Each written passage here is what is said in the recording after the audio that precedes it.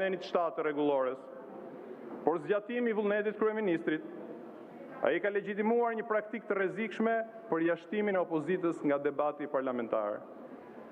Nga kërkesa për shkarkim dhe nga qëndrimi ynë në Këshillin e Legjislacionit, rezulton se kryetari ka shkelur solemnitetin e seancës ku prezantohet programi qeveritar, ka mohuar të drejtën e opozitës për të përfaqësuar interesin qytetar, ka lejuar që kuvendit të drejtohet me urdhra verbal nga kryeministri duke humbur pavarësinë institucionale, ka shkelur traditën e konsensusit parlamentar në ndryshimin e rregullores, ka përdosur parlamentarizmin duke kthyer kuvendin në një teatër kukullash. Kjo nuk është çështje karakteri ose diskrecion në ushtrimin e detyrës, por një çështje standardi. Ne nuk gjykojmë këtu individin, por modelin e drejtimit që ai ka përqafuar dhe ka imponuar në kuvend. Dhe ky model është i papranueshëm për një republikë parlamentare në mes të Europës.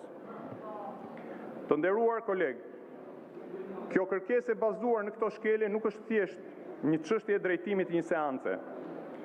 Kjo është çështje e funksionimit të kuvendit si institucion. Është një çështje e respektit ndaj kushtetutës. Është një çështje e mbrojtjes së demokracisë. Sjellja e kryetarit Peleshi nuk ka qenë thjesht pasive duke heshtur, përkundrazi, ai ka qenë aktiv në zbehjen e rolit të kuvendit. Ai ka zgjedhur të jetë zgjatimi i vullnetit kryeministrit dhe kjo nuk ka ndodhur rastësisht, por ka ndodhur sepse ai ka pranuar me dëshirë këtë rol. Nuk ndodh sepse ai nuk e sheh kuvendin si një institucion të pavarur, por si një vegël të ekzekutivit. Në shumë vende të botës, edhe ato me tendenca autoritare, kryetarët e parlamenteve përpiqen të ruajnë një fasadë pavarësie. Dhe nga ana tjetër është krejt e natyrshme që cilido drejtues dhe institucion të ketë tendencën të rrisë dhe të konsolidojë peshën e institucionit që drejton. Por rasti ynë është unik. Kryetari i kuvendit dhe deputetët e majorancës për hir të vërtetës, jo vetëm që nuk kundërshtojnë zhbërjen dhe degradimin e autoritetit të kuvendit, por e përqafojnë dhe me zell të madh madje.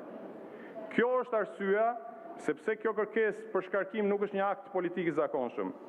Është një përpjekje për të ndalur një rrshqitje të rrezikshme drejt një kuvendi të heshtur, të nënshtruar, të zbrazur nga përmbajtja dhe nga funksioni i tij përfaqësues.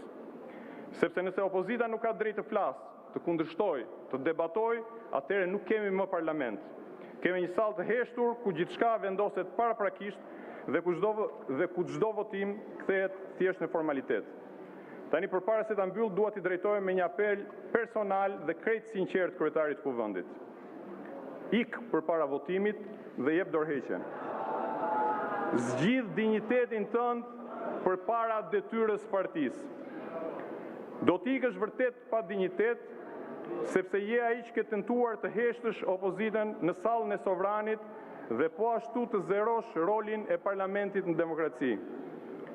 Do t'ikësh vërtet pa dinjitet, por do të kesh çliruar kuvendin nga drejtimi i kryetari që kur nuk diti ose nuk deshi të ngrihej në lartësinë e detyrës që ajo karrige meriton. Do t'ikësh vërtet pa dinjitet, por të paktën do t'i kthesh drejtimin e kuvendit kryetarit të vetë real, atij që sot drejton grupin parlamentar të Partisë Socialiste dhe është ulur pranë teje. Do t'i ikësh vërtet pa dinjitet, por ama do t'u kesh kursyer kolegëve të tu të majorancës poshtërimin e të detyruarit të mbrojnë me vot vetëm 1 muaj e gjysmë pasi të kanë votuar si numrin 2 të shtetit. Sigurisht, unë personalisht nuk kam asnjë iluzion që ju kryetari jeni i lirë ta bëni një gjë të tillë, prandaj në emër të grupit parlamentar të Partisë Demokratike, në emër të qytetarëve që na kanë mandatuar, në emër të respektit për kushtetutën, ligjin, rregulloren dhe të gjitha ato vlera që na bëjnë bashkë këtu në këtë sallë, ju kërkoj të gjithë kolegëve të votojnë pro shkarkimit të zotit Niko Peleshi nga detyra e kryetarit të kuvendit.